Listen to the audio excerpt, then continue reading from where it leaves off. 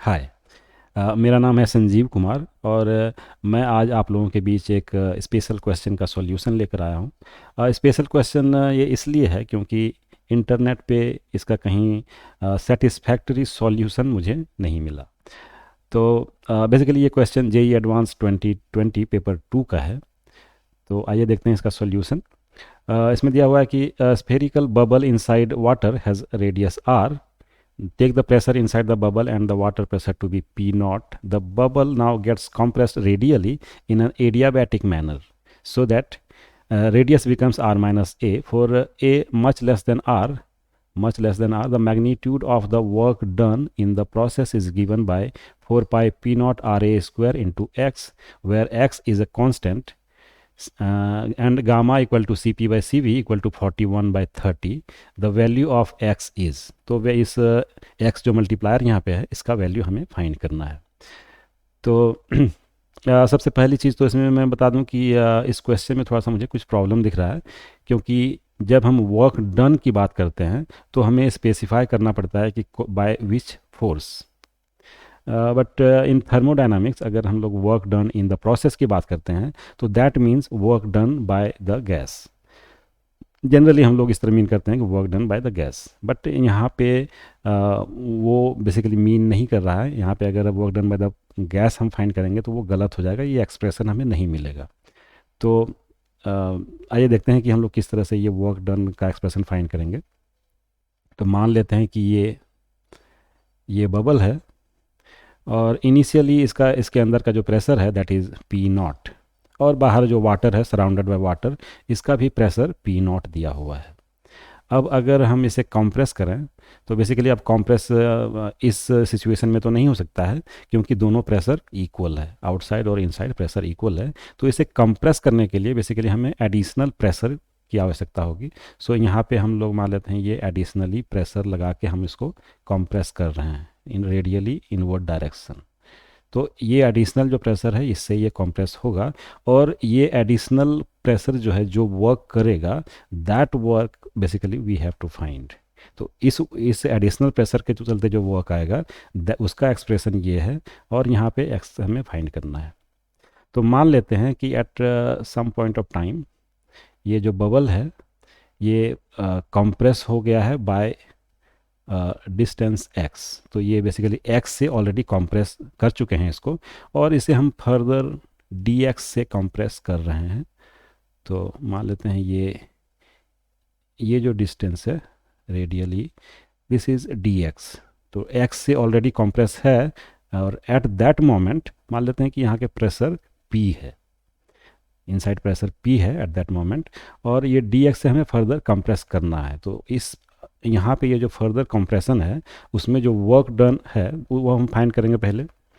तो क्योंकि ये एडियाबैटिक प्रोसेस है तो पहले p का वैल्यू फाइंड करेंगे। तो हम जानते हैं कि एडियाबैटिक प्रोसेस में p v to the power gamma is equal to constant होता है, that will be equal to p naught v naught to the power gamma, right, जो इनिशियल प्रेशर और इनिशियल वॉल्यूम है। एंड देयरफॉर यहाँ से हम p का value find करेंगे। तो ये हो जाएगा p naught into V naught by V to the power gamma, और वी नॉट बाई वी जो है ये क्या हो जाएगा, वी नॉट बाई वी ये रेशियो हो जाएगा आर, रेडियस, और इस मोमेंट पे जो रेडियस है that is R minus X, इसका पावर 3, और यहाँ पे ऑलरेडी पावर गामा है तो ये हो जाएगा टू द पावर 3 गामा। और इसे हम लोग लिख सकते हैं P naught into 1 minus X upon R. इसको इन्वर्ट कर दिया हमने, R minus X by R कर दिया। तो बेसिकली ये इसका जो पावर है ये हो जाएगा -3 गामा, नेगेटिव हो जाएगा क्योंकि हमने यहाँ पे इन्वर्ट कर दिया है। अब अगर इसको हम लोग एक्सपेंड करें बाय बाइनोमियल एक्सप्रेशन तो ये हो जाएगा binomial expansion. So P naught into 1 और माइनस माइनस प्लस हो जाएगा, so plus 3 gamma into X upon R. और इसके आगे का जो टर्म्स है उसे हम नेगलेक्ट कर देंगे, क्योंकि जो फाइनली एक्स है जो आएगा X is much less than R, यहाँ पे x जो है वो वेरी कर रहा है 0 टू a, और a का वैल्यू चूंकि मच लेस देन r है तो x का वैल्यू भी मच लेस देन r हो जाएगा। तो नेक्स्ट टर्म्स जो हायर ऑर्डर टर्म्स है उसे हम लोग नेग्लेक्ट कर देंगे। एंड देयरफॉर ये क्या है, p का वैल्यू है, तो p minus P dash P naught करेंगे अगर, तो ये क्या हो जाएगा delta p। So delta p will be equal to p minus P naught, ये प्रेशर एट द मोमेंट और ये इनिशियल प्रेशर है। तो this will be equal to 3 gamma into P naught into X upon R. ये हो जाएगा additional pressure जिससे कि हम कंप्रेस कर रहे हैं at this moment. And therefore जो वर्क डन होगा D W will be equal to, work done क्या होता है, delta P multiplied by delta V हो जाएगा। यहाँ पे बेसिकली ये प्रेशर है, this is the pressure which is compressing, तो pressure multiplied by change in volume, ये होता है वर्क डन। तो डेल्टा पी का वैल्यू यहाँ पे रख देंगे 3 gamma into P naught into X by R, और डेल्टा वी क्या हो जाएगा, surface area multiplied by thickness, तो 4 पाई, और एट दिस मोमेंट इसका रेडियस कितना है, that is R minus X. X से ऑलरेडी कंप्रेस हो चुका है, इनिशियल रेडियस आर था तो आर माइनस एक्स का स्क्वायर, और multiplied by thickness that is D X. अब थोड़ा सा इसको रीअरेंज करेंगे तो ये हो जाएगा 12 pi into gamma into P not, और यहाँ से आर स्क्वायर कॉमन ले लेंगे, और ये इसको बेसिकली यहाँ से एक्स बाय आर लिख देंगे, एक्स बाय आर। तो यहाँ पे ऑलरेडी एक एक्स, सॉरी ये R to the power R square common ले लेंगे यहाँ से, और यहाँ से आर एक और कॉमन ले लेंगे, तो एक्स बाय आर होने के लिए यहाँ पे आर टू दी पावर 3 हो जाएगा, और यहाँ पे क्या है एक्स अपॉन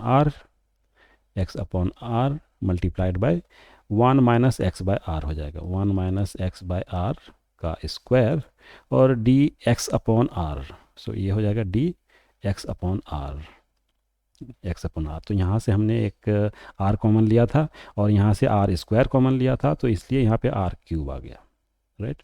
अब थोड़ा सा इसको एक्सपेंड कर दें, अगर 1 माइनस एक्स बाय आर का स्क्वायर को एक्सपेंड कर दें तो ये हो जाएगा 12 pi gamma P naught R cube, और इसको फिर मल्टीप्लाई भी कर देंगे एक्सपेंड करने के बाद, तो ये हो जाएगा 1 into X by R, so X by R, और minus 2 X by R into X by R, तो ये हो जाएगा 2 एक्स बाय आर का स्क्वायर, और प्लस एक्स बाय आर का square multiplied by X by R, तो ये हो जाएगा एक्स बाय आर का क्यूब, और ये बेसिकली आ जाएगा multiplied by D X upon are.